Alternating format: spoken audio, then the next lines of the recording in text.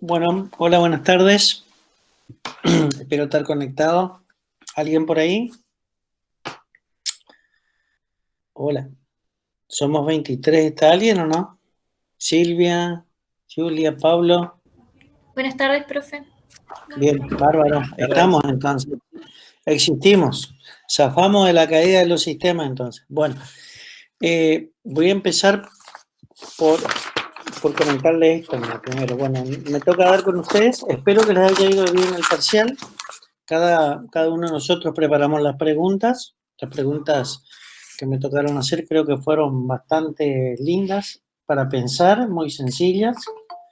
No miré el resultado, pero bueno, espero que les haya ido bien. Nada fuera de lo que dimos. Bueno, la imposición, mientras voy diciendo entrar acá a los compañeros. Nosotros vamos a dar hoy la imposición sobre patrimonio.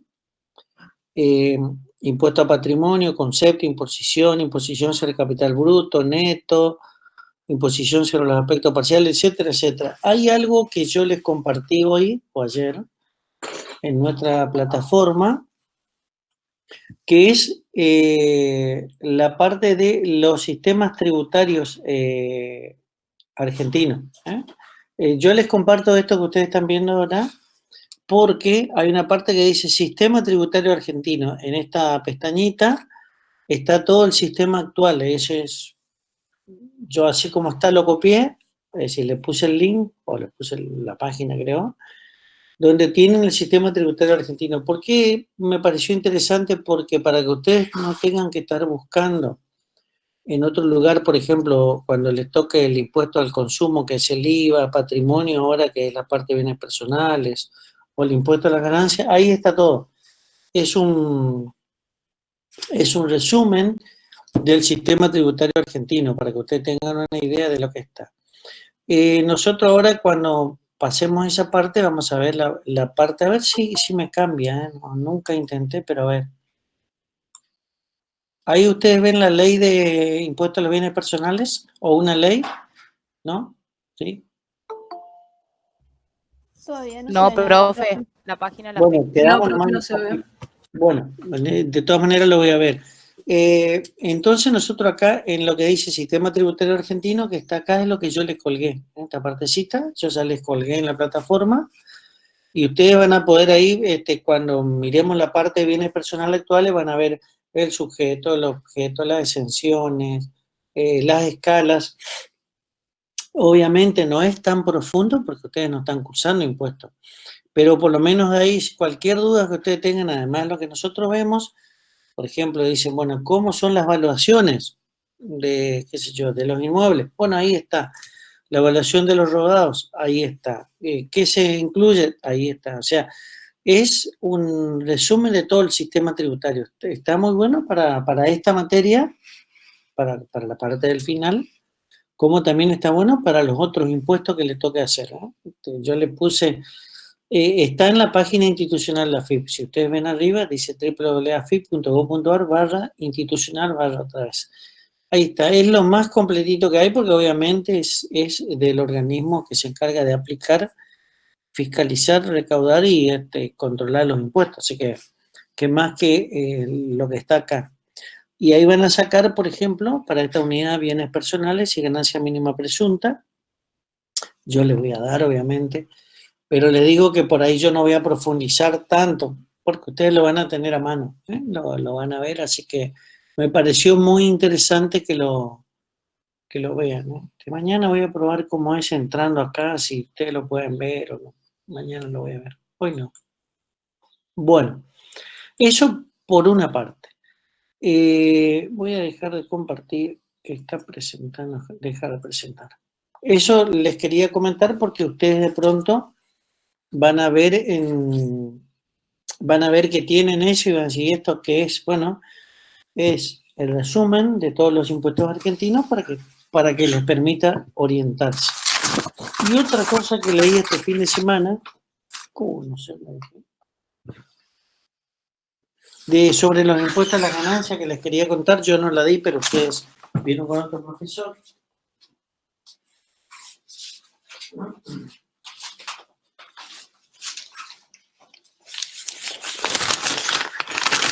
y me pareció muy interesante porque, a ver, quizás le comparta, yo el año pasado me tocó dar esta unidad, creo que yo di imposición a la renta.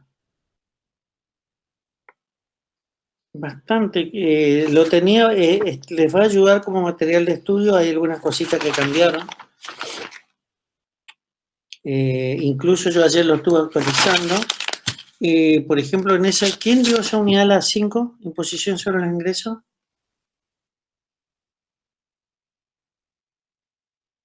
Impuesto a las ganancias. No me diga que no vienen, sí, tienen que estar, ¿cómo no? ¿Qué profesor dio? El profesor González. Bueno. Seguramente que lo les habrá dado completo, pero yo les quiero contar, yo ahí les puse que también van a encontrar en esta dirección que yo les consigné, va a estar el impuesto a las ganancias con las distintas alícuotas. Y ayer salió en un medio que me pareció interesante, para que ustedes lo tengan, que el mínimo no imponible ahora se fue a la remuneración bruta, para la empleada en relación de dependencia, está en 175.000 pesos. O sea, el que gana menos de 175.000 pesos no le alcanza el impuesto a la ganancia. Ese es un buen dato para que ustedes lo tengan cuando tengan que rendir. Ustedes tienen que decir, bueno, en este momento los que ganan menos de 175.000 no están alcanzados. Y desde el punto de vista de la ventaja impositiva en otra parte del mundo, para que ustedes tengan una idea, por ejemplo, Suiza estaba en un 51-52% y está bajó un 25%. Suecia bajó al 20%, Grecia al 24%, Bélgica al 25%, Francia al 28%. Y creo que Islandia tiene la tasa del impuesto a la ganancia más baja del mundo entre un 5 y un 2,5. Fíjense qué importante que tiene que ver esto. Lo que se compite ahora con el impuesto a las ganancias. Ustedes supongan que ustedes son creadores de un sistema de software que se va a aplicar.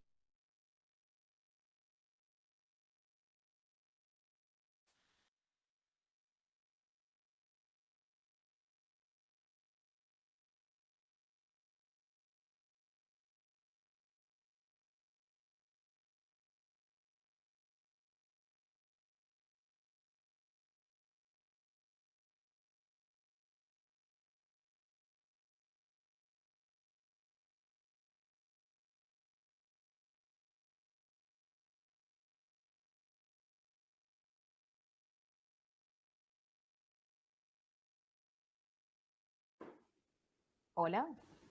¿Se colgó el internet del profe? Me parece que sí. Pensé Ok. que era solo yo. Pensé que tú también, Sí, por yo eso también. pregunté.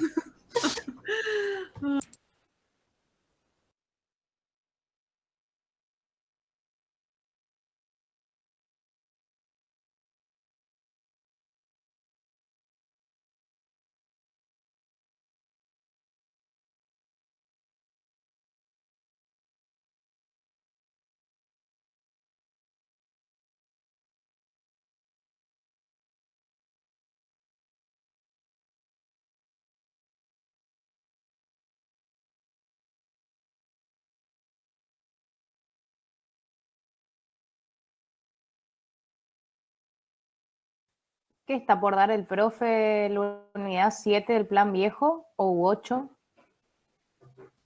La unidad 7 La unidad del 7 plan del plan viejo. Ok, gracias Silvana.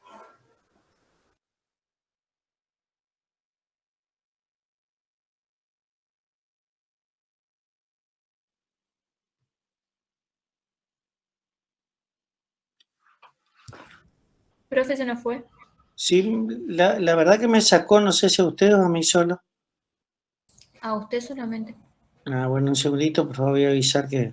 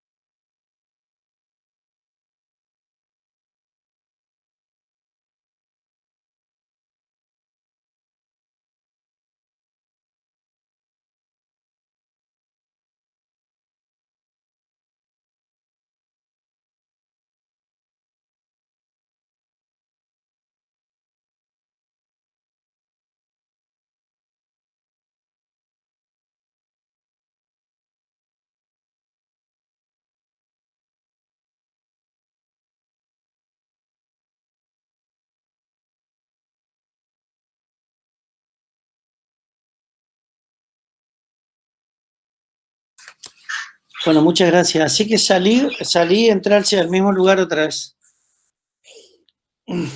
Bueno, porque acá en mi casa están rindiendo un parcial hoy, así que, pobre, se le desconectó, también habrán quedado locos, pobre. Pero bueno, estas cosas de los sistemas, ¿no? Bueno, lo que les quiero decir, lo que les estaba diciendo es que cómo ahora se compite con eso, ¿no? Se compite con el tema de los impuestos. Entonces la gente está yendo a aquellos lugares de menor tributación, sobre todo considerando el tema de que uno puede irse al exterior o quedarse acá, que eso yo también le voy a ver, porque así como se aplica el concepto de renta mundial en el impuesto a las ganancias, que lo habrán visto con el profesor, se está aplicando el mismo concepto para el impuesto a los bienes personales, ¿no? Se está buscando gravar en función de la renta mundial. Y hay algo que es muy importante, que ya les voy a anticipar, pero lo vamos a ver después, tiene que ver con el impuesto a los bienes personales, que lo que hace el impuesto al patrimonio es graba una foto, ¿no?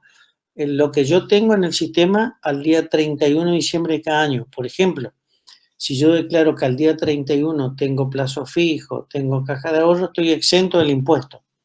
¿Qué pasaba?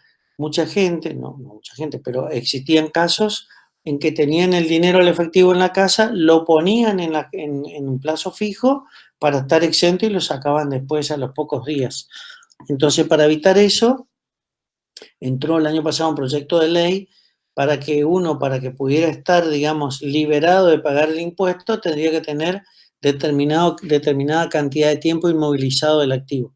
O si no, lo que se hacía, aquel que tenía dólares, bonos, dinero, ponía todo en una caja de ahorro, en un plazo fijo, declaraba, quedaba exento al día 31 de diciembre y el primero lo sacaba. No primero, pero el 2 o el 3. Entonces, de esta manera se evitaba eso, ¿no? En esta medida tiende a eso, a evitar ese tipo de ilusión, porque, digamos, está buscando un mecanismo legal para no pagar el impuesto. Así que,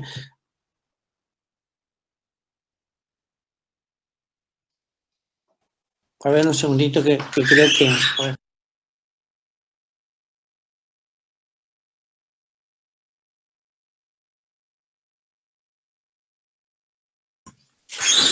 Bueno, voy a ver si podemos compartir la pantalla y vamos a entrar ya en el...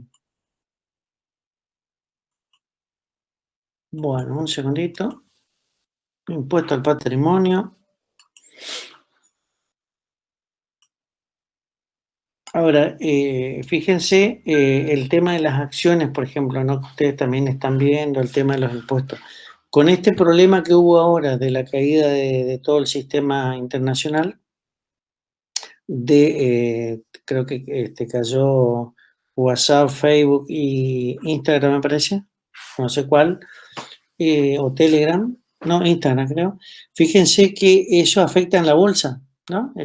Automáticamente fue hackeado todo el sistema, se dice que fue un hackeo, por lo menos está en análisis, y eso afecta directamente al valor de cotización. Entonces ya en la bolsa pegó una caída porque se pierde confiabilidad y obviamente los inversores dicen, yo no voy a invertir en una empresa que no tenga seguridad, porque obviamente van a aparecer otras que van a competir. Fíjense cómo a veces un hecho ajeno hace de que cotice. Ahora, la explicación, y bueno, seguramente esto debe tener su explicación que nosotros no vamos a saber, de qué pasó realmente con el sistema, si fue hackeado, si fue un chantaje, si fue un accidente, si fue un problema del sistema, quizás nunca lo vamos a saber, pero fíjense que el efecto que puede llegar a tener, ¿eh? Bueno, vamos a ver un poquito, vamos a presentar una ventana. Un segundito. Profe, ¿le puedo pedir que grabe la clase? Muy bien, muy bien. Gracias. ¿Cómo no? A ver, vamos a poner acá más opciones.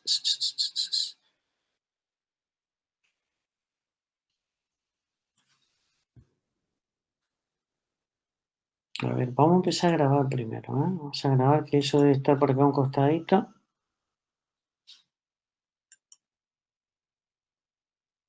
Grabar la reunión. Bueno, iniciamos la grabación.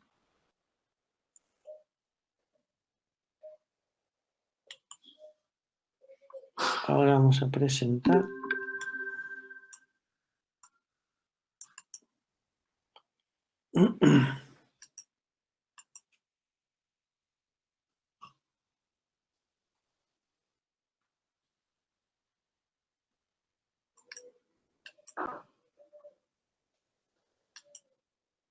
Presentamos una ventana. Acá está. Bien. Bueno, comenzamos. También después les voy a compartir el material que solamente es para lectura, pero para que ustedes tengan, como la vez pasada le compartí, y después ustedes van a tener que, este material tiene 1, 2, 3, 4, 5, 6 hojas, ¿eh? Así que son un lindo material que por lo menos les va a servir de ayuda para orientarse en la lectura de todo esto. Bueno, vamos a comenzar entonces. Impuesto al patrimonio. Ustedes recuerdan que, vamos a poner por acá, vamos a admitir, vamos a poner esto por acá. Yo calculo que ustedes están viendo, así que cualquier cosita me dice. A ver, vamos a ordenar esto. Bueno, ustedes habrán visto seguramente que les van a preguntar después, decir, bueno, ¿cuáles son cuando el legislador va a aplicar un impuesto? Obviamente el legislador trata de ver alguna manifestación de capacidad contributiva, porque vieron que uno de los preceptos, digamos, que uno tiene para aplicar algún tipo de tributo, aparte de los principios de legalidad, constitucionalidad, equidad, proporcionalidad, etcétera, tiene que ver con la manifestación de capacidad contributiva. Esta manifestación de capacidad contributiva se puede expresar de diferentes maneras, ¿no es cierto? Por el consumo, por el patrimonio o por los ingresos. En el caso del consumo, nosotros en nuestro país tenemos el impuesto a valor agregado y tenemos los impuestos internos. Los impuestos internos, digámoslo, por ejemplo, el impuesto que están dentro del combustible. Dentro del impuesto, dentro de la capacidad contributiva exteriorizada a través de los ingresos, tenemos el impuesto a las ganancias, se llama impuesto a las rentas, con sus 3 teorías, pero en nuestro país se llama impuesto a las ganancias. Y en el caso del patrimonio, cuando nosotros hablamos de patrimonio, el patrimonio se puede gravar a las personas físicas o a las personas jurídicas. En el caso de nuestro país, actualmente se denomina impuesto sobre los bienes personales, y en el caso de las personas jurídicas, recientemente derogado, se llamaba impuesto a la ganancia mínima presunta. Es decir, grabo el patrimonio en la persona física, que ya lo vamos a ver, fueron cambiando de nombres hasta quedar sobre todos los bienes que tiene, y en el caso de las personas jurídicas, comenzó en su momento llamándose a lo mejor impuesto sobre el patrimonio bruto, neto, bienes, impuestos sobre los capitales, impuestos sobre los activos, impuesto a la ganancia mínima presunta, y ahora de reciente derogación, ¿no? Lo que se grava, en definitiva, es el patrimonio como manifestación de capacidad contributiva. Es decir, esto así a grandes rasgos lo que se graba. Después la doctrina nos va a ir diciendo diferentes modalidades que se pueden aplicar en cuanto a este tipo de impuestos, si va solo, si es un impuesto que se complementa con las rentas, etcétera. Pero lo que siempre se dice es que cuando uno aplica un impuesto al patrimonio es porque, desde el punto de vista de la equidad, el individuo que tiene solamente tiene un ingreso y un patrimonio está en mejores condiciones que aquel que solamente tiene un patrimonio. Perdón, que solamente tiene un ingreso, porque supongamos una persona que tenga un ingreso y mañana no puede seguir obteniendo, obviamente se encuentra en una desventaja, por así decirlo, económica, con aquel que además de tener los ingresos tiene propiedades. Entonces, dicen, bueno, vamos a cobrarlo de esa manera. Entonces, el patrimonio como conjunto de bienes, derechos y obligaciones de una persona en una fecha determinada, ya lo vimos con ustedes, lo vieron en otra materia, perdón, se encuentra grabado por el sistema tributario. Acá, cuando hablamos de patrimonio, vamos a hablar tanto del patrimonio fijo como la circulación del patrimonio como riqueza para que éste sea grabado. Entonces, acá de pronto yo les voy a ir comentando, les voy a ir haciendo diferentes introducciones para ir poniéndonos sobre la materia. La clasificación, entonces, sobre la renta, dijimos que lo que se habla, lo que se dice es cobrar sobre la ganancia que él tuvo sobre una fecha determinada. Cuando hablamos del impuesto al consumo es de carácter instantáneo. Este es un impuesto, por ejemplo, el impuesto al valor agregado es instantáneo. ¿Por qué es instantáneo? Porque yo pago el impuesto en el momento que ejecuto la operación. Se produce todo junto. El hecho imponible se pone en ese instante y yo pago el tributo. Sin embargo, los otros impuestos, como lo habrán visto seguramente en el impuesto a las ganancias, el impuesto a la renta es un impuesto de ejercicio porque abarca todo un periodo. Es un impuesto de tipo periódico. Si bien la renta se produce durante todo el año, por eso se llama de ejercicio, yo lo pago, seguramente vencerá. Normalmente para las personas físicas vencen el 31 de diciembre de cada año, pero nada impide que, según la característica, pueda vencer en cualquier mes del año. Por ejemplo, una persona jurídica, una sociedad, puede poner como fecha de cierre cualquier mes del año y no hay problema. Puede cerrar su ejercicio en noviembre, en diciembre, en enero, en marzo, etcétera. Todo va a ser en función de su conveniencia de tipo financiera o por una cuestión de carácter estacional, y va a decir, bueno, si yo cierro el ejercicio en tal mes, es mejor para mí porque voy a contar con el dinero para pagar el impuesto, etcétera, etcétera. Eso es una cuestión de ingeniería fiscal de la empresa y el asesor contable. Pero las personas físicas, normalmente, bueno, las personas físicas en sí, pagamos el impuesto en forma de ejercicio el 31 de diciembre de cada año, igual que el impuesto sobre los bienes personales o sobre el patrimonio. Por eso yo acá le consigné que el patrimonio constituye una fuente productora de renta y sirve para medir la capacidad contributiva del sujeto. No se halla en igual condición aquel que solo tiene ingreso para vivir que otro que, además de tener los ingresos, posee un patrimonio de tipo considerable.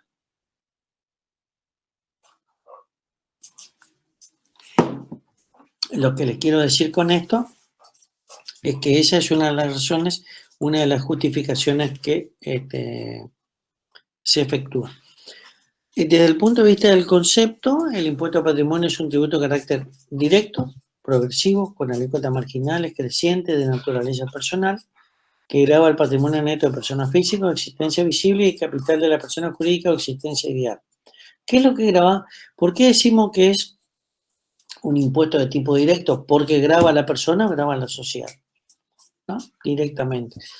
En el caso de las alícuotas, se aplica una alícuota de tipo proporcional que en el caso de las personas físicas también es progresiva, porque ya lo vamos a ver. Ahora yo creo que le puse acá, o si no en el material que les acompañé, ustedes van a ver que este impuesto les grava con diferentes alícuotas dependiendo del patrimonio que ustedes tengan. Por lo tanto, tiene esa característica de ser progresivo. ¿Y qué grava este impuesto? Bueno, grava el patrimonio neto de las personas físicas de existencia visible y el capital de las personas jurídicas o de existencia ideal. Conceptualmente, cuando hablamos de impuesto al patrimonio, después cada país seguramente va a poner su característica. ¿Cuál es la naturaleza de este impuesto? Yo acá le fui agregando algunas cositas que me parece que es importante que ustedes conozcan, que si bien no están así explícitos en el programa, porque por lógica no se imaginan, si uno tiene que poner todos los puntos en un programa, va a ser un programa de un montón de hojas, varias hojas, entonces de esta manera uno va poniendo los tipos. Es un impuesto, lo que tiene es un impuesto que yo le decía que lo que grava la manifestación de capacidad contributiva a través de la manifestación de riqueza, porque no es lo mismo gravar a aquel que tenga una casa de 300.000 pesos que aquel que tenga una casa de 50 millones de pesos. Entonces lo que busca es gravar una manifestación de capacidad contributiva y lo hace a través de la propia ley que pone determinados parámetros para aplicar el impuesto. Los hechos objetivos va a estar definido en la propia ley, es decir, se gravarán aquellos que posean bienes inmuebles, plazo fijo, de dinero en efectivo, joyas, acciones, etcétera, etcétera. Seguramente la propia ley va, voy a poner con un compañero que va a entrar, admitir. La propia ley va a determinar cuál es el criterio que se va a aplicar. Desde el punto de vista, que esto también le voy a agregar, porque no lo hice acá, pero le voy a agregar, uno puede ser obligado por deuda propia o por deuda ajena. Esto también le va a servir para otra parte, por ejemplo, para el impuesto a las ganancias. El sujeto, si está en nuestro país, va a pagar por deuda propia y se le llama contribuyente. Si es por deuda ajena, porque, por ejemplo, supongamos, hay una persona que vive en otro país, supongamos un deportista, que vive en otro país y que tiene propiedades aquí, me designa a mí para que yo sea quien va a presentar la declaración jurada y va a efectuar el pago. En ese caso yo voy a ser responsable por deuda ajena. Esto lo vamos a ver, o ustedes lo van a ver seguramente en los impuestos 1 o 2, van a ver un poquito de procedimiento tributario. La delimitación en el espacio, la propia ley va a establecer y va a decir que se aplica este impuesto para todos aquellos que tengan los bienes dentro de nuestro territorio. Se va a aplicar el principio de territorialidad. La base imponible seguramente también va a establecer, no es que seguramente, la ley establece el quantum para comenzar a pagar el impuesto. El tiempo son impuestos de carácter, en este caso que vamos a hablar del impuesto a los bienes personales, es un impuesto de carácter anual. Y ahí comenzamos un poquito a contarles cuáles son el hecho imponible. El hecho imponible de este impuesto, el impuesto... Ahora estamos hablando, le quiero contar que estamos hablando de impuesto al patrimonio en general.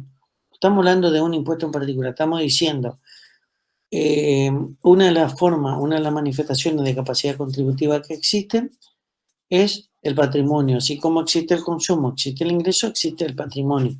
Y estamos contando ahora qué pasa con el patrimonio. No estamos entrando en una ley específica, en un tipo específico. Estamos contando en forma general lo que es el impuesto al patrimonio. Los hechos imponibles van a ser una posesión por parte de la persona física de un determinado patrimonio a una fecha señalada. En este caso se dice, por ejemplo, en el caso de las personas físicas, aquellos que poseen un determinado patrimonio el 31 de diciembre de cada año.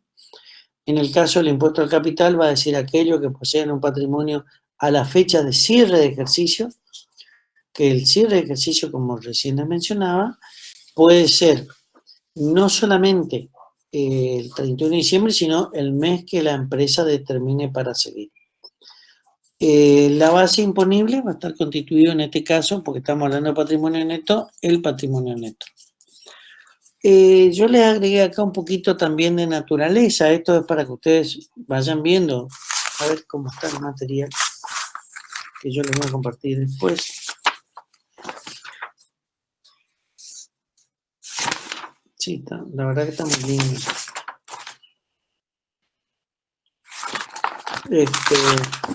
Lo van a complementar bien con este. Yo acá les puse otro autor, porque creo que el profesor lo pone como complementario, me parece. Le puse el profesor Harach. A ver si está acá. Donde Harach también enuncia algunas cuestiones referidas a este impuesto. Harach dice que el impuesto es de este tipo, es de característica personal, ayuda a la progresividad del sistema, según él, que lo más adecuado debería aplicar sobre patrimonio neto total, de tal manera que justamente lo que se busca es ahuecar la base de los impuestos. Yo les contaba en la clase pasada que cuando se determinan en el presupuesto nacional que se presentó el 15 de septiembre, el presupuesto nacional en la Cámara de Diputados por parte del jefe de gabinete, y el 30 de septiembre aquí en la provincia de Chaco, por parte del gobernador de la provincia en la propia legislatura, 15 de septiembre, 30 de septiembre, recuerden, las dos fechas muy importantes que se pregunta. En ese presupuesto de carácter nacional se hace el presupuesto, que es una ley que estima los ingresos y autoriza los gastos. Todo lo que se va a gastar tiene que estar autorizado en el presupuesto y todos los ingresos se estiman. En esa estimación, obviamente se trabaja sobre el Producto Bruto Interno. Entonces, cuando se determinan los impuestos, se considera que no hay ningún tipo de ahuecamiento de la base. Yo les contaba que el ahuecamiento de la base, por ejemplo, en el impuesto al consumo que tiene la figura del IVA, es las exenciones que uno tiene, por ejemplo, el agua mineral, la harina, los medicamentos, etc. Entonces, eso que se tuvo en el cálculo, se tuvo en cuenta para el cálculo, después tiene que formar parte de lo que se denomina gasto tributario. Es un concepto que también lo tienen que tener presente. Por ejemplo, en la mesa, en estos que tuvimos estos días, una persona que estaba rindiendo, le preguntamos justamente eso, como despedida, si podía contarnos un poquito el gasto tributario, y nos dijo que el gasto tributario son los gastos de las administraciones tributarias, porque relacionó gasto tributario con administración tributaria. No. Si bien uno habla de administración tributaria, tiene que hablar de la autarquía, todo eso, pero en el gasto tributario significa aquellos impuestos que no ingresan a las arcas del Estado formando los recursos del Tesoro por leyes especiales. Les voy contando porque seguramente cuando ustedes lean van a ver de que hay determinados bienes que no forman parte del patrimonio, del impuesto al patrimonio en el cálculo total. Por ejemplo, las iglesias no van a pagar el impuesto al patrimonio, entonces están saliendo fuera de la figura de la generalidad. Esto es lindo, ¿eh? En tanto, el impuesto al patrimonio también es un complemento que se efectúa al impuesto a las ganancias. Acá yo le puse Fernández de Agostino, que es un libro que creo que está propuesto. A ver. Sí, está propuesto en algunas unidades. Que lo tengan en cuenta también, ¿eh? Ténganlo en cuenta porque... Agostino, Fernández Agostino, sí, acá está. Fernández Agostino, capítulo 12. Jaras también está de la unidad 1 a 5. Ténganlo en cuenta porque es una... son autores que son muy fáciles de leer. El libro es muy cortito, muy interesante y les va a ayudar mucho para entender esta parte. Sobre todo porque uno entra hablando de patrimonio bruto, después mezcla con patrimonio neto y culmina con impuesto a los bienes personales. Ellos dicen que es un complemento útil del impuesto a las ganancias y hay 3 razones. Primero, no afecta al capital humano porque sirve a los mismos propósitos que una desgravación a la remuneración del trabajo en el impuesto a la renta, porque yo lo que hago es, me tomo, digamos, al hacer la separación, no formar parte del impuesto a las rentas, por ejemplo, por la teoría del balance, me está permitiendo hacer esta remuneración de esa manera. Afecta a la renta imputada a la propiedad que generalmente no es captada por dicho impuesto. Y acá les cuento algo que seguramente habrán visto en la otra unidad, en la unidad de impuesto a las ganancias. Hay un valor, hay una ganancia presunta que de pronto no es captado por el impuesto y trata de sí captarlo. Por ejemplo, eso lo van a ver con el profesor González cuando cursen impuestos 2, aquellos sujetos que, por ejemplo, tengan una casa en un lugar de veraneo, esas personas tienen que pagar una ganancia presunta, porque se supone, la ley supone, que eso le otorga una renta que se denomina valor locativo y que tiene que ser incluido como renta de la primera categoría. ¿Por qué? Porque yo tengo una casa de fin de semana, supongamos que tengo una casa en Mar del Plata, Cariló, Paso de la Patria, Isla del Cerrito, tengo en una zona de turismo internacional, porque la Isla del Cerrito es internacional, acá nomás, pero es internacional. Entonces la ley supone que yo tengo una ganancia de tipo presunta.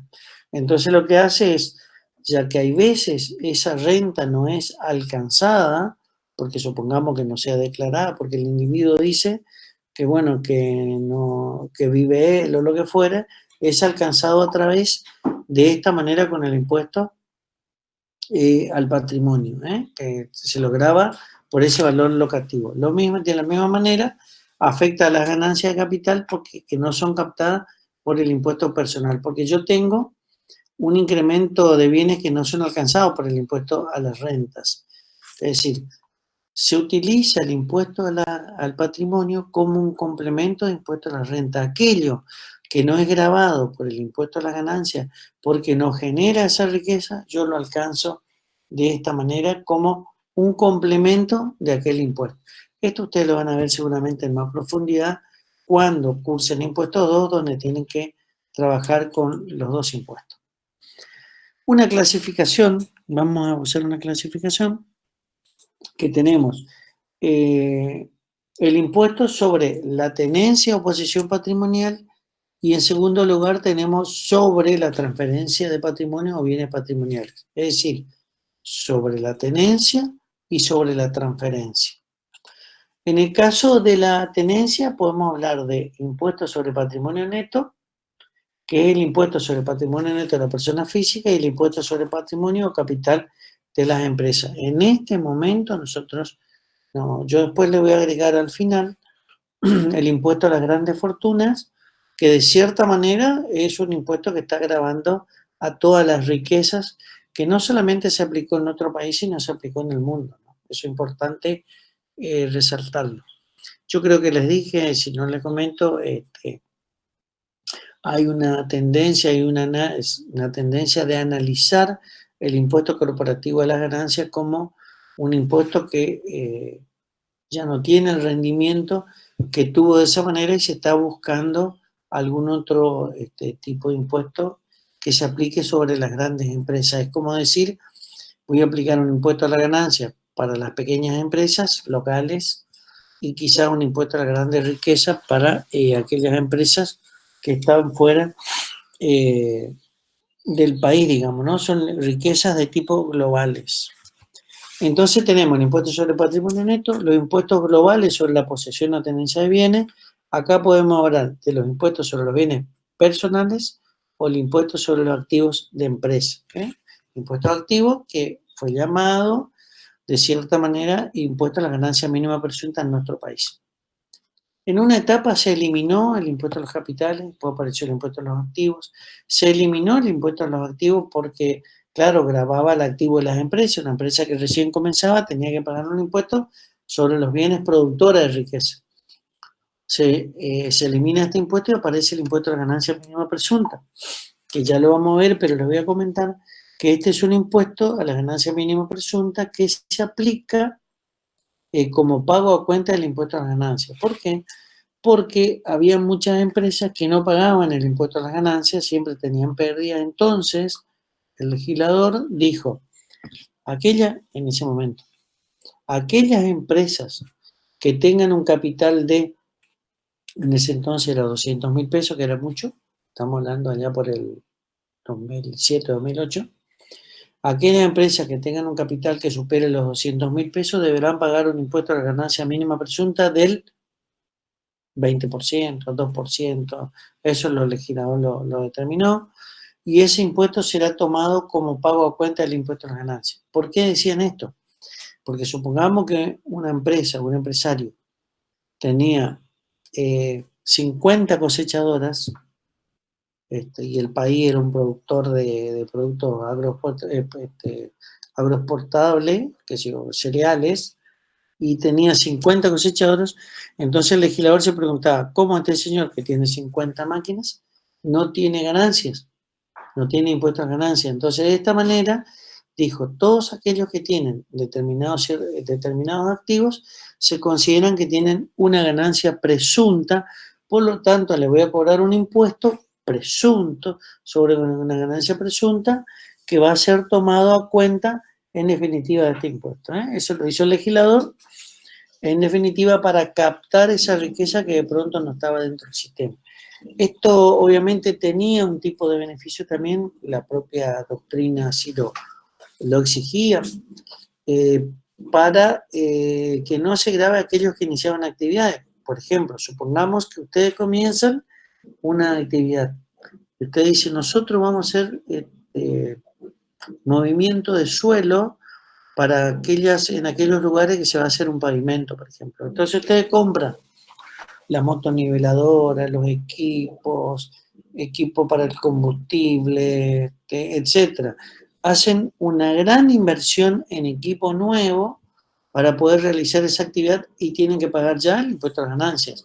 Entonces lo que el legislador dijo, para todos aquellos bienes que sean nuevos o aquellos que inician actividad, les daban, por ejemplo, un impasse de 2 años para que no paguen el tributo hasta que pudieran generar la riqueza. Esa es una forma de incentivar también a través del impuesto, ¿no? O liberarle de impuesto a aquellos que recién inician, o darle alguna tasa de tipo diferencial. Bueno, en ese entonces lo que se hizo fue aplicar esta tasa de tipo diferencial para ayudar a las empresas que recién comenzaban su actividad. Y después vieron una serie de cosas que también lo vamos a mencionar como parte también de lo que fue en nuestro sistema.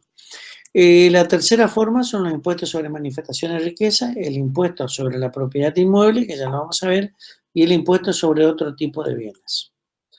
En el caso de la transferencia de patrimonio o bienes patrimoniales, tenemos el impuesto sobre la transferencia a título oneroso de bienes patrimoniales. Yo vendo un bien, tengo que pagar un impuesto, o el impuesto sobre la transferencia a título gratuito de patrimonio o bienes patrimoniales. Y acá aparece algo que se intentó, que la provincia de Buenos Aires lo tiene a nivel provincial. Se aplica un impuesto sobre el acervo hereditario, masa sucesoria y donaciones, o el impuesto sobre la herencia, legado y donación. En esta segunda parte, lo que dijo el legislador fue, uno se podría preguntar, pero ¿cómo? Yo le voy a cobrar impuestos allá sobre estos bienes. Si estos bienes, en cabeza de aquel que era el titular, lo vamos a dejar vivo, no lo vamos a matar todavía. Vamos a dejar que está sanito, que está bien, y él le hace una donación, hace un legado. Entonces decía, ¿cómo? Si él ya pagó, ¿por qué yo le voy a volver a cobrar otra vez el impuesto a aquellos que reciben esos bienes? Pero a su vez estaba el contrapensamiento que decía, si bien aquel en su cabeza pagó los impuestos y seguiría pagando, esta nueva persona que recibe estos bienes lo tiene que pagar, porque está recibiendo un beneficio. Entonces aparece así este impuesto que nosotros también lo vamos a ver en esta parte que nos toca del impuesto al patrimonio, donde en algunas provincias, por ejemplo, como yo le decía, Buenos Aires, ya se cobraba. Y esto también rigió en Argentina y fue derogado en su momento, y después, obviamente, que se quiso aplicar y bueno, hubieron muchas posiciones en contra que evitaron de que se aplique, pero de todas maneras hay grandes fortunas que se están transfiriendo de esta manera y no están pagando el impuesto. ¿Por qué? Porque no se pudo aplicar. También tenemos... Profe, ¿me escucha? Sí, te escucho. Le pregunto, ¿qué diferencia hay entre el acervo hereditario, la masa sucesorio y los legados? Bueno, nosotros toda esa partecita la vamos a ver en el último punto, cuando vamos a ver la masa el acervo sucesorio, son todos los bienes que forman parte de la sucesión, son todos los bienes que nosotros vamos a transferir. Eso lo vamos a ver en nuestro último punto, porque vamos a hablar de herencia o legados, y ahí adentro vamos a hablar de lo que yo le puse entre paréntesis acá, también vamos a hablar de las hijuelas. Eso lo vamos a ver el miércoles en el punto 4 y 5, que son exclusivos. Bueno, profe. Miren, se llama imposición a la circulación de la riqueza y se llama imposición a la herencia y a transmisión gratuita de bienes. Esos dos puntos lo vamos a desarrollar ahí. Pero ya les anticipo, así muy rápidamente. ¿Por qué le aclaré acá lo que quiere decir herencia o legados? Hijuelas. porque las hijuelas son las pequeñas partes en las que se divide la sucesión. Entonces uno cuando enseña, le corto un poquito acá si voy a tomar agua. Y ya que estamos, matecito también. Y les cuento algo, pero esto no forma parte del programa, pero les cuento. Yo decía, ¿por qué se le llama mate? Entonces me puse a buscar, ¿vieron cuando uno está así? Mate es una palabra quichua que se dice matí, me parece, o matú, que quiere decir recipiente. Aprendí después de muchos años por qué se le dice mate, porque es un recipiente. Pero esto no le voy a agregar nada en la unidad, no vamos a poner cultura general. Bueno, les cuento. Yo le pregunté, como las hijuelas, que ya lo vamos a ver, son parte, entonces un alumno estaba rindiendo, y yo le digo, ¿cómo se denomina esa partición que se efectúa en el legado? Y estábamos ahí dando vuelta, que no salía el nombre. Entonces, yo para darle una mano, yo dije, bueno, entonces le vamos a dar una línea, le vamos a tirar un cablecito para que saque que era hijuela. Entonces yo le digo, para orientarte en la pregunta, en la respuesta es muy similar a la palabra hijas. ¿Qué puede ser? Yo dije, bueno, de hija va a sacar hijuela. Muchas gracias, profe, me dice hijastra. Sepa, ese día, claro, dijo, yo le tiro como línea, dijo, en vez para que me diga hijuela, entonces me dice, no, profe, ya la tengo, hijastra. Pero bueno, después salió bien también porque, bueno, sabía lo que era, pero no sabía el nombre. Pero le quiero decir que, bueno, pues sí, ¿qué es la hijuela? No tiene su explicación dentro del derecho. Así que también es muy importante comentarlo. Bueno, sigamos. Hoy sí que vamos a hacer no vamos a estar hasta las 9, vamos a estar un ratito. Yo voy a hacer un pequeño alto de unos 5 o 10 minutos y continuamos así, puedo seguir avanzando. Porque quiero probar cómo mostrarle a ustedes dónde está la parte de la ley de bienes personales que lo tengo acá, pero no sé cómo exponerles. Bueno, otra clasificación, imposiciones parciales, que también lo vamos a ver, son imposiciones sobre ciertas manifestaciones parciales de riqueza, el impuesto inmobiliario rural, sobre automotor, la transferencia de bienes, que ya lo vimos recién, porque esto se me fue. ¿Qué dicen? No cambié la ventana con ustedes, ¿verdad? ¿O sí? No, profe. No, profe. No, sí. ¿No le cambió? Bueno, a mí sí me cambió ahora. Oh, qué macana.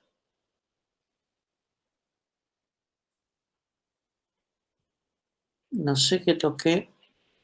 Miren, justo en la unidad esa de impuestos que si puedo ya les paso ahora para que lo tenga. A ver, unidad número.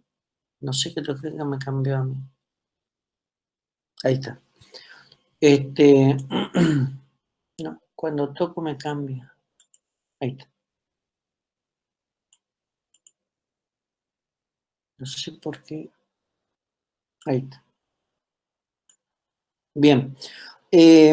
Entonces todo esto lo vamos a ir viendo nosotros como el desmembramiento, que también lo vamos a ver más abajo, de la parte de bienes patrimoniales. Ahora nosotros vamos a hablar un poquito de los fundamentos, ¿no? De por qué existe el impuesto de patrimonio, que ya lo venimos conversando en diferentes unidades. Una de ellas habla con el principio de legalidad. Este es un fundamento genérico, ¿no? General.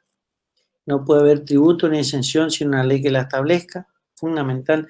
Y acá aparece la palabra exención, que me parece muy interesante, que seguramente no sé en qué unidad lo habrán visto, el tema de las interpretaciones.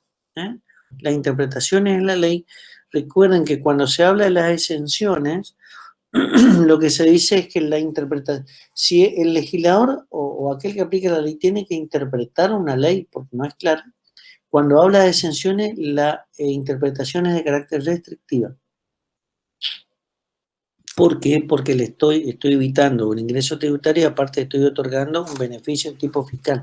Entonces, en esos casos, la interpretación, cuando nosotros hablamos de tributos, la interpretación siempre, y sobre todo cuando es de algún tipo de beneficio impositivo es restrictiva. Eso es un principio básico. En el segundo, en principio de igualdad, los impuestos creados por leyes deben ser igual en igualdad de condiciones.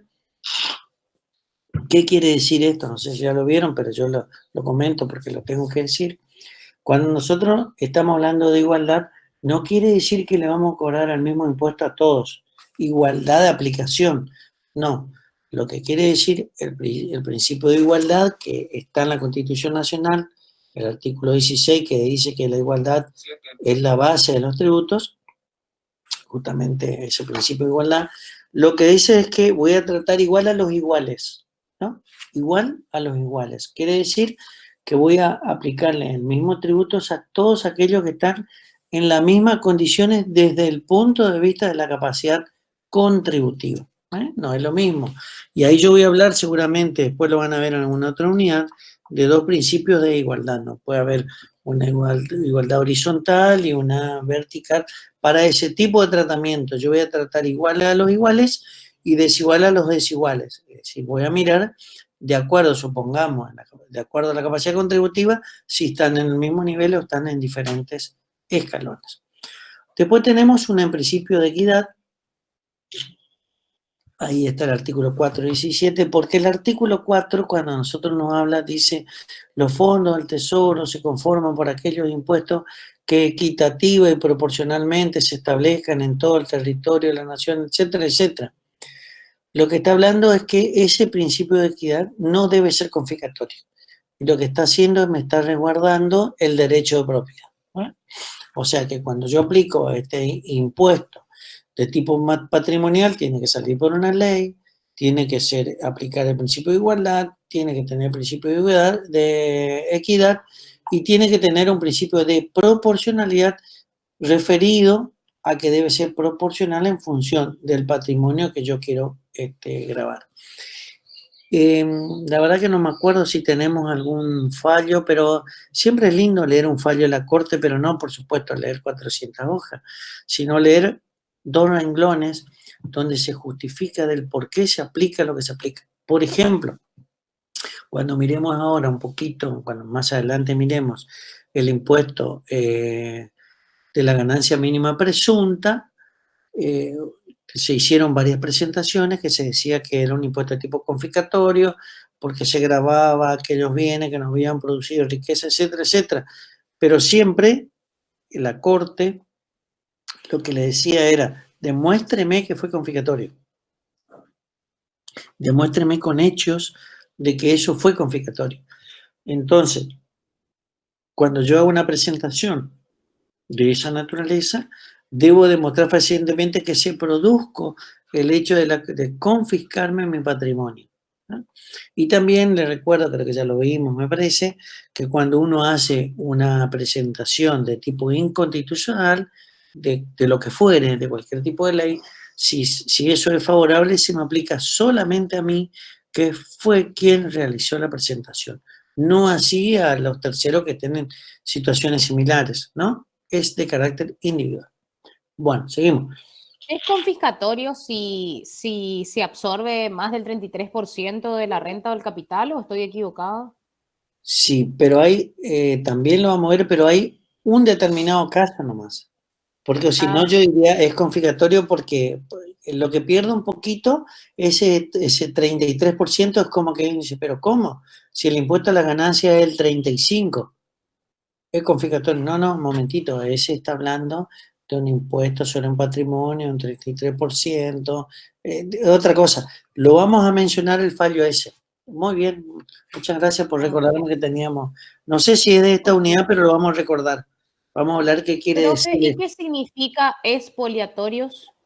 Que me sacan todos los bienes, que me quedo sin bienes. Ah, que te quedas sin bienes, ok. Dale. Bueno, la justificación, bueno, ya lo dijimos, fuimos conversando muy lentamente, es que, ¿por qué se justifica el impuesto al patrimonio? Porque ya lo hemos dicho, que si dos personas que tienen el mismo nivel de ingresos, pero una de ellas tiene acumulación de bienes, obviamente tiene otra ventaja de tipo económica que aquel que no lo tiene. Eso es lo que se dice. De todas maneras, son impuestos que actúan complementariamente sobre el impuesto a las rentas. Después lo vamos a ver un poquito. Yo le voy a agregar acá de las personas físicas cuando tienen determinado nivel de ingreso que tienen que informar también cuál es su, cuál es su patrimonio. Bueno, acá yo les puse un poquito de fundamento, la equidad acá repito, de que hacen la equidad al sistema tributario, la eficiencia económica. Acá hay algo que es importante, yo después le voy a poner el número de ley, desde el punto de vista de la eficiencia económica. Lo que se busca siempre es que se grave el impuesto, se graven los patrimonios, porque es una manifestación de capacidad contributiva y también desde el punto de vista de la eficiencia económica de la economía en general. Entonces, lo que se dice es, aquellos que tengan bienes que no están afectados a una actividad económica deberán pagar un adicional. Por ejemplo, acá yo les puse, en el Chaco, el Código Tributario del Impuesto Rural dice que todo inmueble o conjunto de inmuebles, mismo contribuyente, estará, a ver si puedo poner acá, dibujar. Total, después lo saco. Estará grabado por un impuesto progresivo que se llamará inmobiliario adicional. ¿Qué se buscó con esto? ¿Qué se busca? Que no existan bienes inmuebles que estén ociosos. Entonces lo que se dice es, si aquel que tiene un gran inmueble y no lo tiene afectado a una actividad económica, yo le voy a cobrar un adicional para que él lo afecte a la actividad.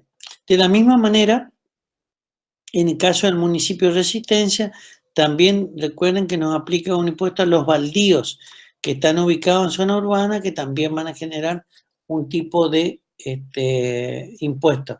Lo que se busca justamente es gravar aquellos bienes o aquellas propiedades que no están explotadas o que están inexplotadas en forma ineficiente. Acá en la Argentina también se buscó gravar de cierta manera aquellas propiedades que no estaban afectadas a la actividad económica como una forma de buscar la eficiencia de la economía. Bueno, acá ya le puse, esto ya está, bienestar económico, refiere que el bienestar del patrimonio, aquel que tiene, está mejor que el otro. Acá está todo igual que el otro, ¿va?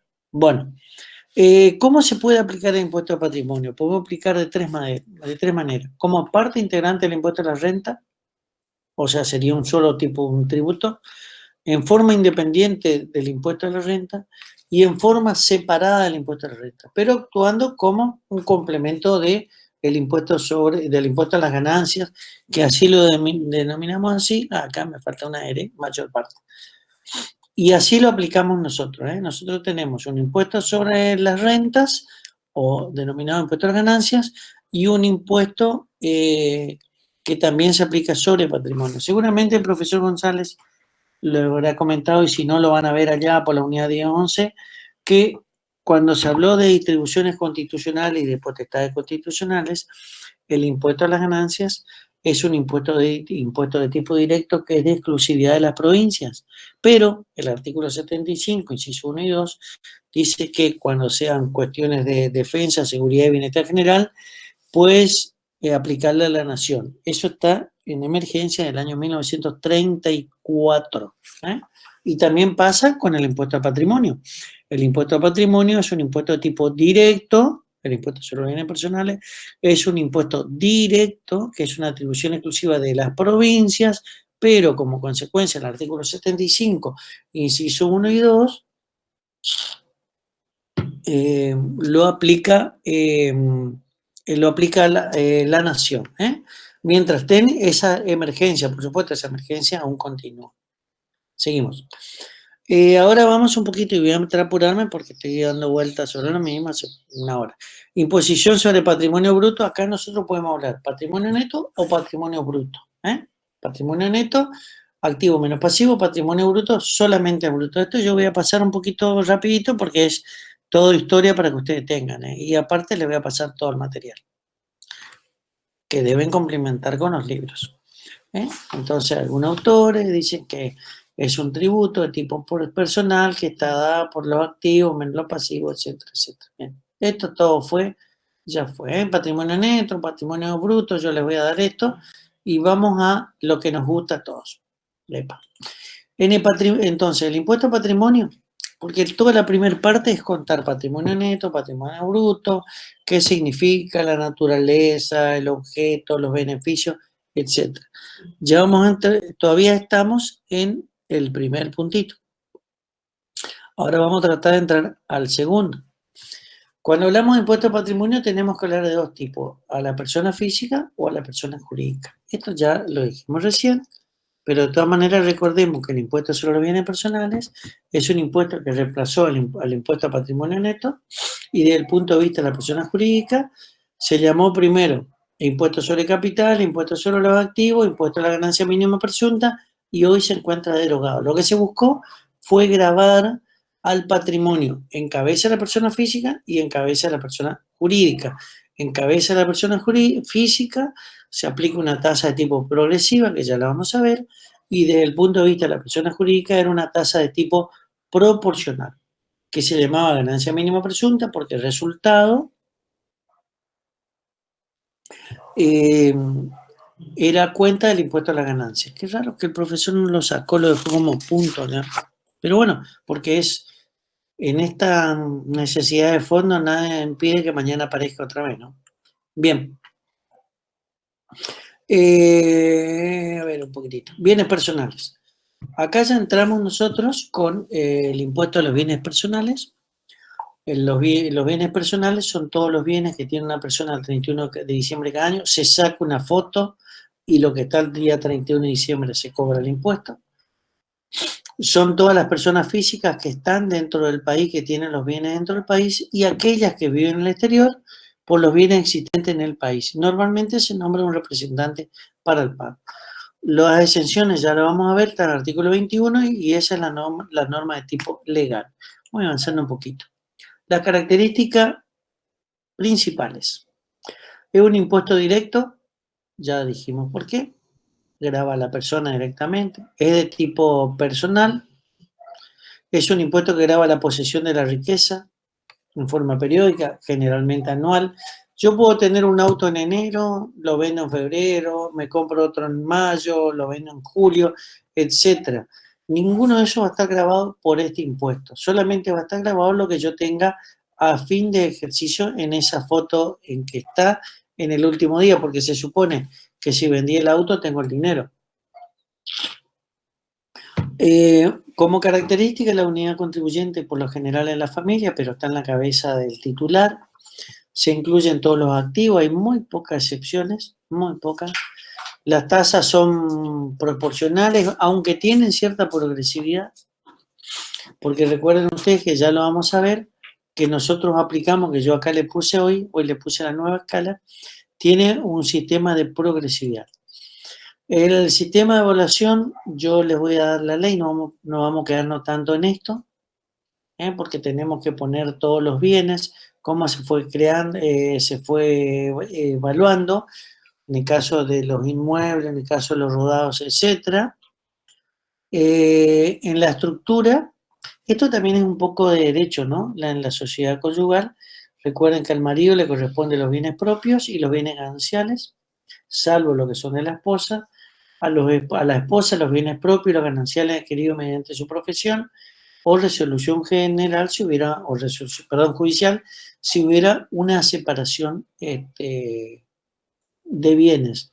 Normalmente uno es contribuyente en función del patrimonio que tiene. Vamos a ir acá un poquito. Oh, esta es re linda, esta es fácil esta mía.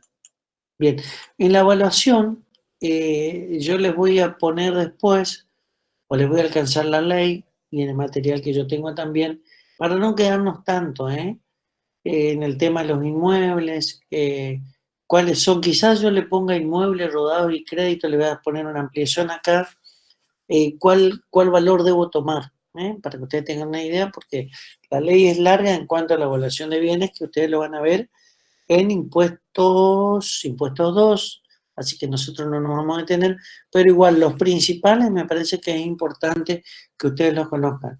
Y si acá ponemos 10 bienes que se evalúan, supongamos que lo contemos acá 10, algunos de esos 10 obviamente van a hacer preguntas, ¿no es cierto? Por lo menos para decir, en el caso de los inmuebles, digo, Si bien es el valor de mercado o el de la evaluación que tenga, por ejemplo, por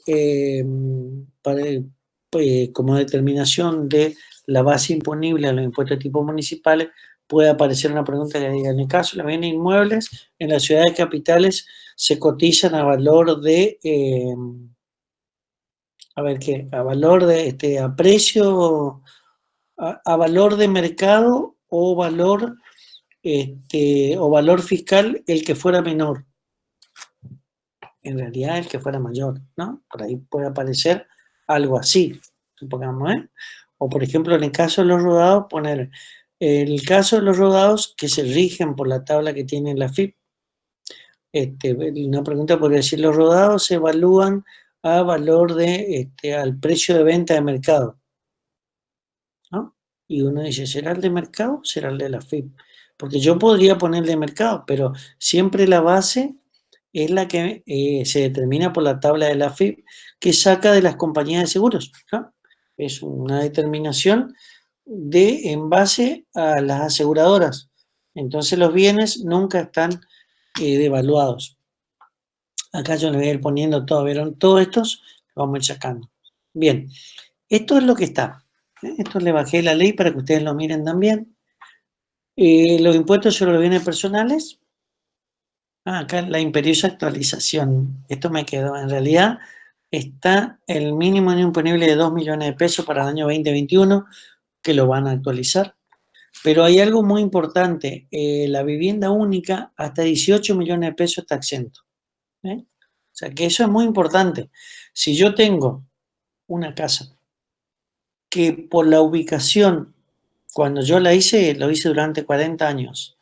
Hoy mi casa vale 17 millones de pesos según la municipalidad, porque vieron que, como decía un amigo, hay que comprar los autos a precio de mercado y venderlos a precio fiscal, porque siempre el precio fiscal era mayor, ¿no? Como que era buen negocio hacerlo así, pero bueno, no se da en esa situación. Lo que hizo el legislador fue actualizar para que las personas que a lo mejor hoy tienen una casa de muchos millones de pesos, pero resulta que está en el centro, porque antes no era centro, o no había pavimento, y hoy vale 17 millones de pesos, bueno, la verdad que tiene que ser una casa muy grande, se lo deja exento, como una forma de no castigarle a aquel que tiene una casa que por X situaciones hoy tiene un precio importante y él no tiene capacidad contributiva. Fíjense lo que pasa y nos va a pasar a todos los seres humanos, todas las personas humanas. ¿Qué hacemos? Uno se compra un terreno, más o menos hace una casita, va arreglando, tiene hijos, le hace una habitación para uno, una habitación para el otro, etcétera, etcétera.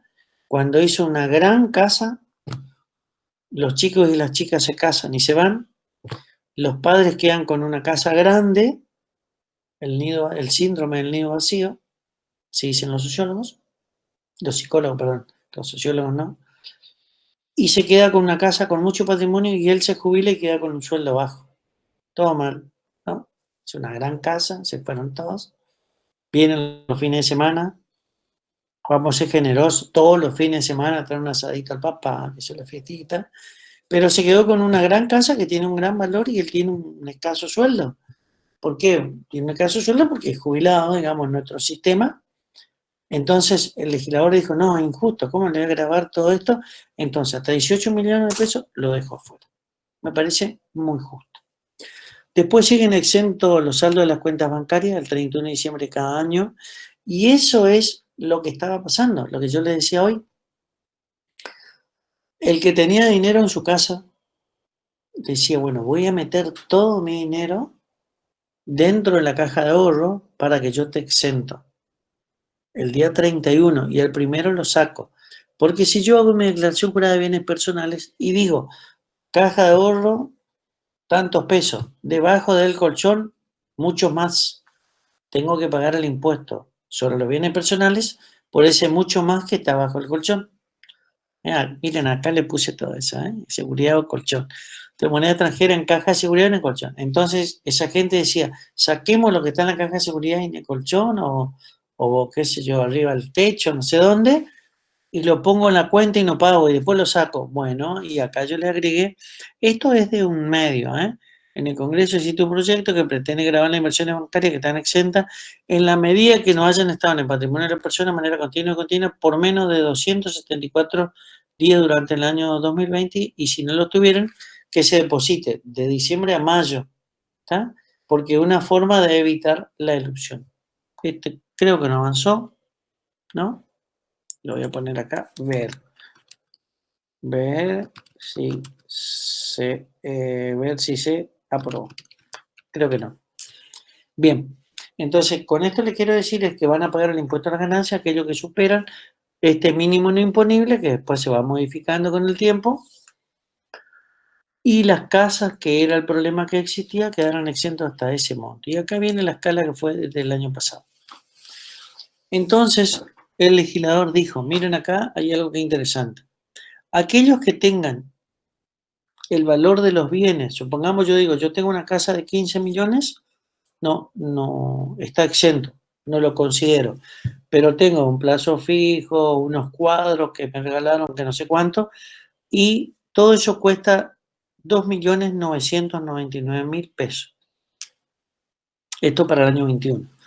Entonces, si los bienes que yo poseo tienen un valor menor a 3 millones de pesos, no pagan el impuesto sobre los bienes personales, porque están exentos.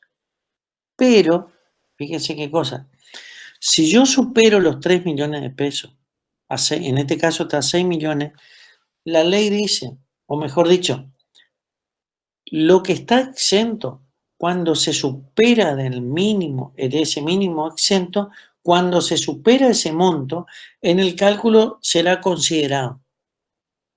Por ejemplo, yo tengo 3 millones de pesos, estoy exento, pero si supero los 3 millones, de 3 millones a 6 millones y medio, acá hay una escala progresiva, ¿no?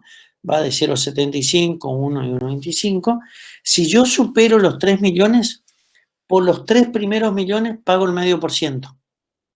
Por eso dice, por los 3 millones a 6 millones y medio pago de inicio 1 millón y medio. De inicio pago, a ver acá. De inicio pago 15.000 pesos. ¿Por qué pago 15.000 pesos? Porque ese era el monto exento, pero cuando se supera el monto exento, ese monto exento en forma total pasa a ser lo imponible. ¿Está? Supongamos que yo tengo de patrimonio 3 millones 1 peso, o 3 millones 100 para que quede más lindo, 3 millones 100.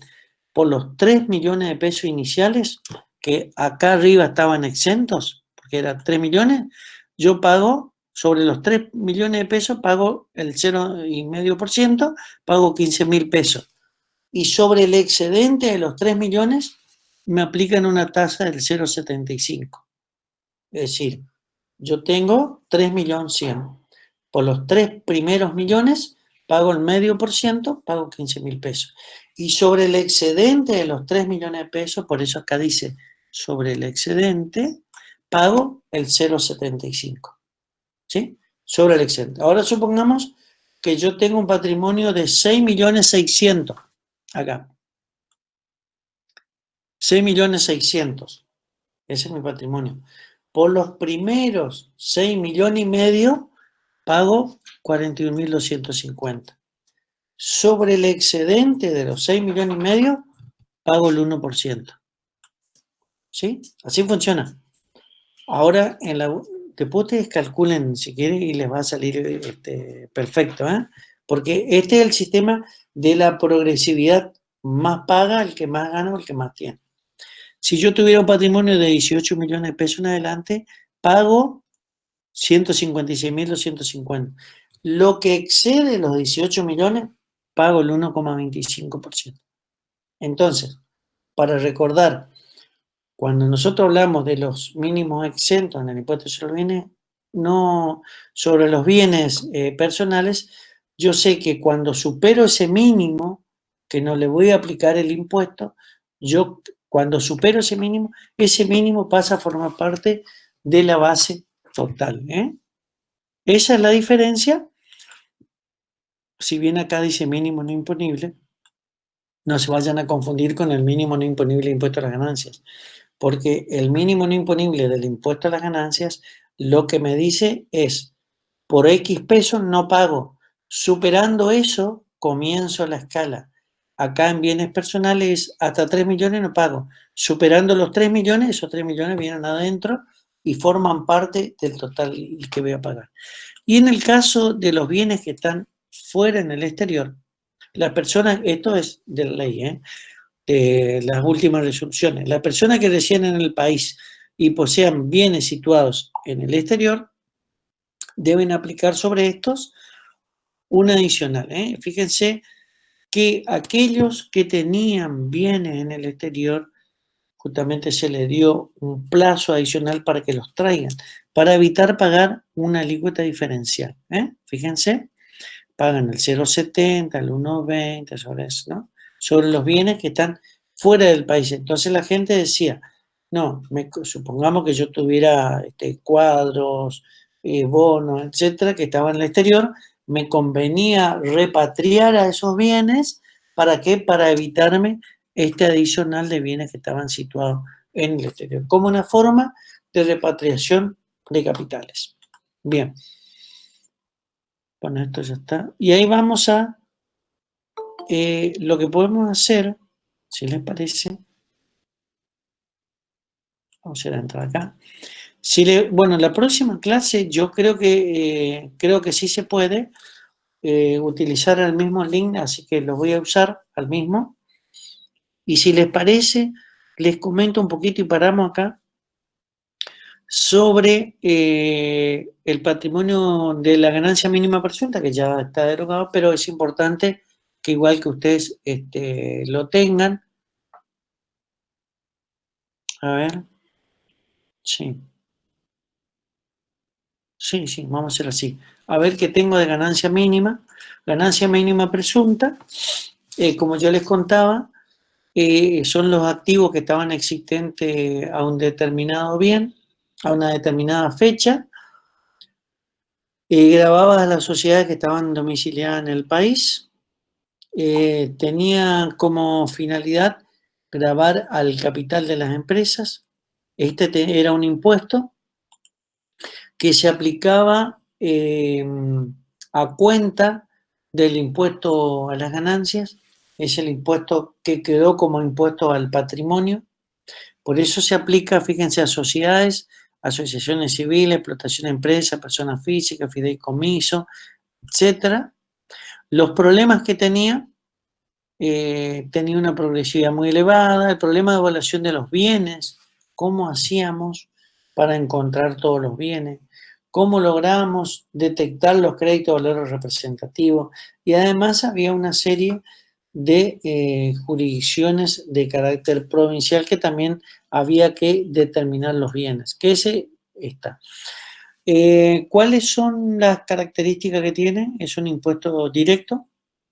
Acá yo le puse, esto es un ejemplo nomás, directo no pueden trasladarse a otros, no se trasladan a otro sujeto, ganancias, indirecto el IVA, esto es para un repaso nomás, ustedes ya lo hicieron, ya rindieron. Y esto, no sé por qué le puse, pero queda lindo, la traslación hacia adelante, hacia atrás, seguramente era para hacer un repaso general de lo que ya habíamos dado, hablar un poquito de la traslación hacia adelante, hacia atrás, etc. Acá repito, incidencia y efecto, traslación. A ver qué más tenemos.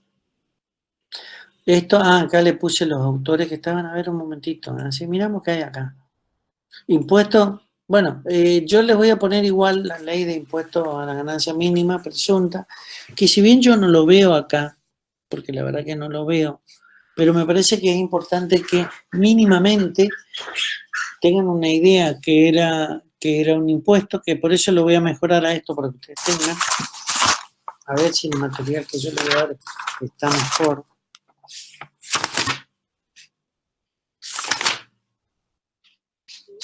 Ganancia mínima. Entonces ustedes lo van a tener. Persona física, ahí están todas las evaluaciones acá. Así que lo van a tener. Evaluación, cuestión, ahorro, imposición, proyecto, impuesto capital empresa. No. ¿no? Bueno, no lo tengo acá, pero yo les voy a complementar.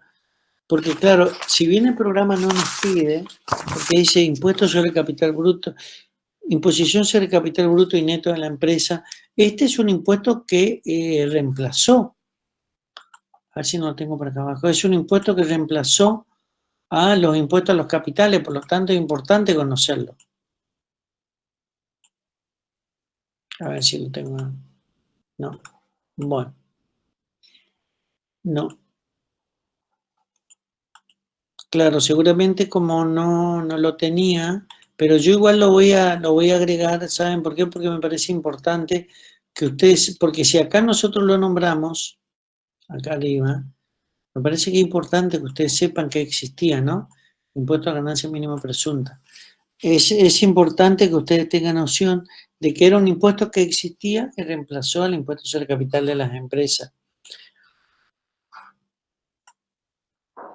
A ver.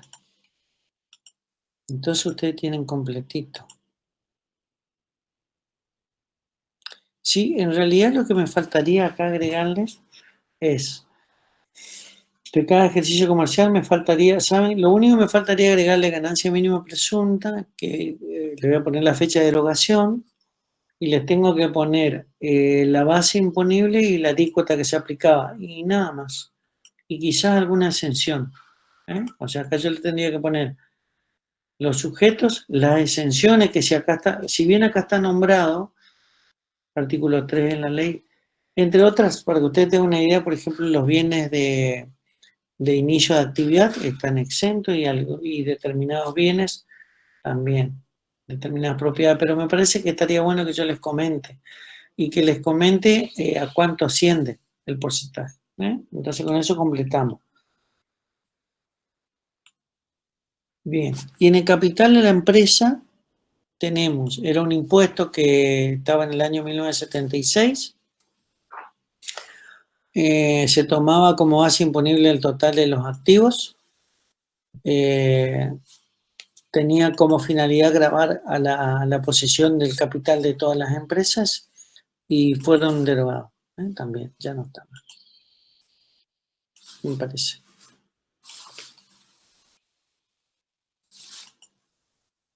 Bien. A ver un segundito. Vamos a detener acá. Detengo la grabación.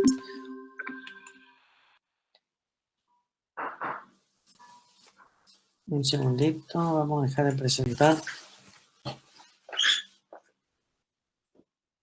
Bueno, miren, nos está quedando impuesto a patrimonio, ya está, patrimonio bruto, patrimonio neto, imposición, pero yo quiero igual reforzar un poquito más lo de bienes personales, que si bien ustedes,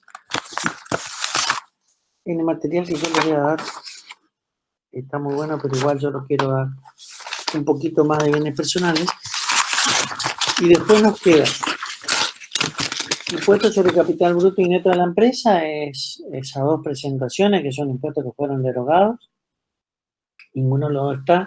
Sí comentarles un poquito del impuesto sobre la ganancia mínima presunta para que lo tengan, y después tenemos imposición sobre aspectos parciales, tenemos el impuesto inmobiliario urbano, el rural, tenemos parque automotor, y de ahí vamos a el impuesto a la circulación de la riqueza, que es cortito. El impuesto a la circulación de la riqueza, para que ustedes vayan viendo un poquito, tenemos el impuesto a los sellos, por ejemplo, son impuestos que se aplican al instrumento. Por ejemplo, si ustedes venden una propiedad, tienen que pagar el impuesto al sello porque hay una transferencia. Después tenemos la imposición a las transacciones bancarias. Y después tenemos el impuesto a la transmisión gratuita de bienes, que es muy cortito y nada más.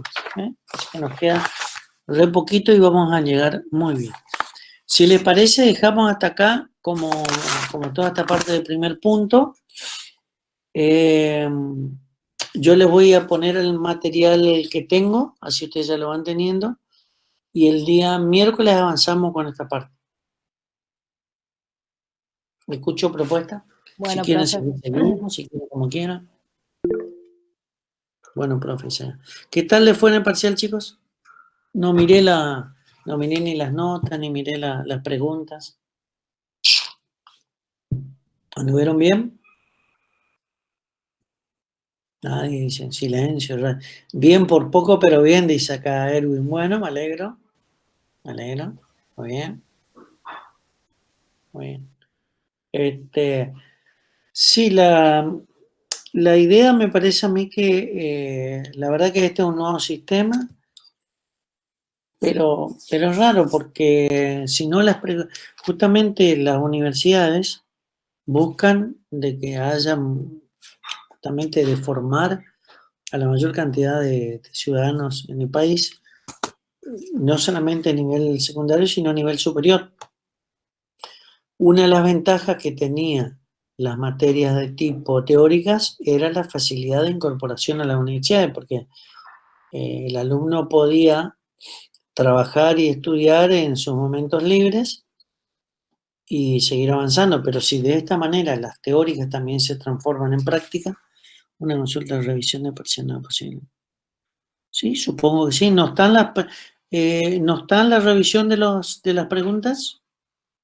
Y pregunto, yo les cuento, yo le pasé al profesor titular las preguntas que dicen acá, no están ni estuvo, dice. Bueno, yo les cuento, yo las preguntas que me tocó hacer a mí de lo que nosotros compartimos en clase, yo le puse la pregunta y la respuesta. Entonces, por ejemplo, pregunta número 1. ¿Qué significa tal cosa? A, B, C. Respuesta correcta, la respuesta correcta. Es decir, en la revisión lo que significa, por qué está bien o por qué está mal, ¿no? Si era verdadero, por qué es verdadero, y si era falso, por qué es falso. Voy a consultar, pero lo lógico sería que uno tuviera la revisión, porque la finalidad de los exámenes es que uno pueda ser evaluado cuánto es el nivel de conocimiento que uno tiene y uno pueda corregirse si es que tiene un concepto erróneo. Pero si a mí me dicen que está mal y no me dicen por qué, también es todo un tema, ¿no? Por eso sería interesante. Pero lo voy a averiguar a ver cómo es el tema.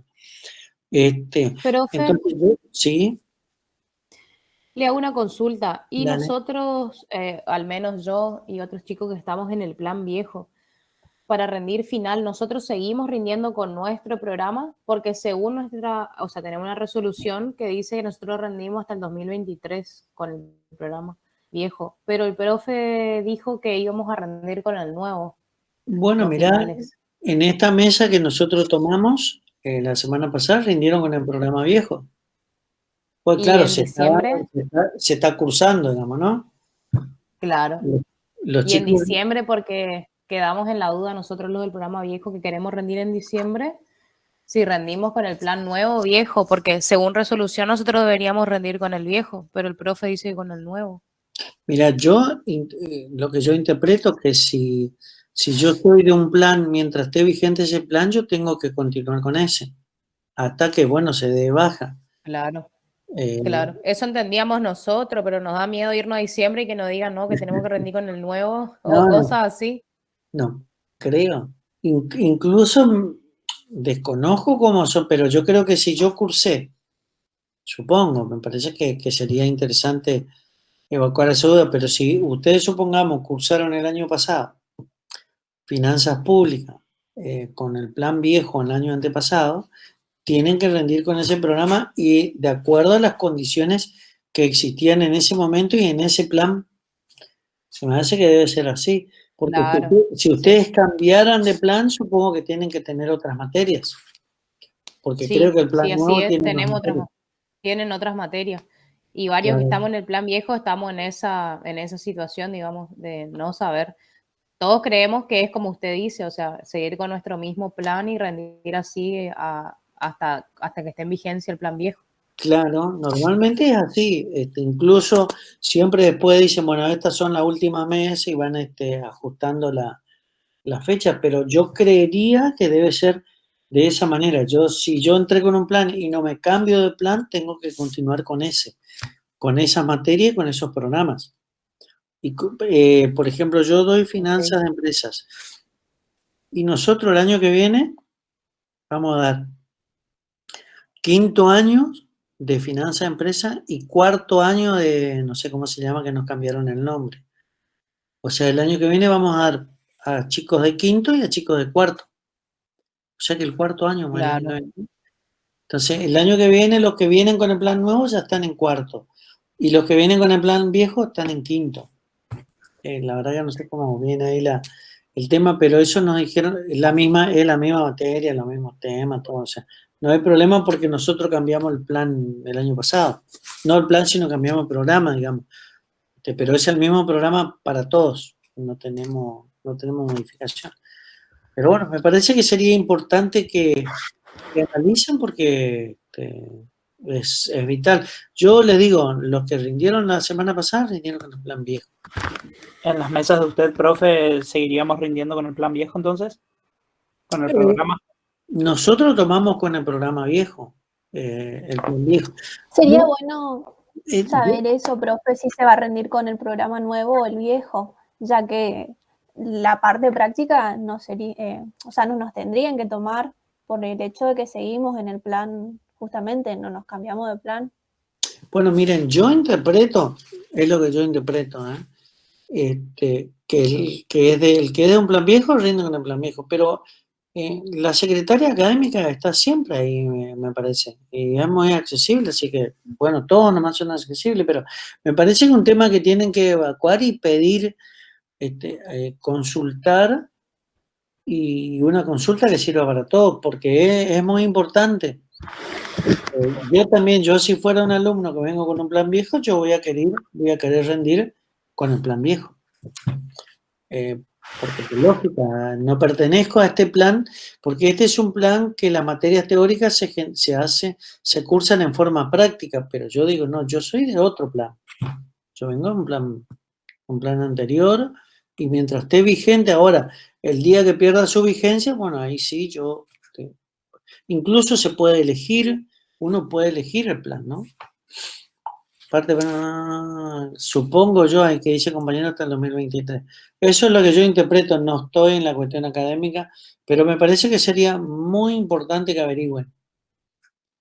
Porque aparte Una también... compañera había mandado la resolución, una compañera que está en el centro de estudiantes había mandado la resolución a un grupo de WhatsApp que tenemos que decía que nuestro programa del plan viejo estaría en vigencia hasta el 2023. A lo que nosotros nos confundió fue que el profe, creo que Peloso, había dicho que desde diciembre se rendía con el plan nuevo, los que estábamos en el plan viejo. Y eso fue lo que nos confundió porque la resolución está por escrito.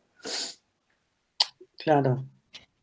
Yo interpreto eso, porque si mi programa viejo, por ejemplo, yo estoy viendo que en este programa nuevo, acá hay una unidad que me parece que no está, porque antes eran 11 unidades, que hay una que no está. La 4 le falta del plan viejo. Entonces yo digo, si yo me voy a rendir con el plan viejo, tengo que llevar el programa ese, no este. ¿No? Por eso yo digo que me parece a mí que tendría que ser así. Me parece. Pero es muy importante que lo averigüen con tiempo. Y les digo otra cosa, lo que notamos nosotros en esta mesa es que vieron que en el esquema de examen fueron 3 unidades que nosotros le proponemos. Y el alumno elige uno, ¿no? Y habla. Bueno, notamos eso, que muy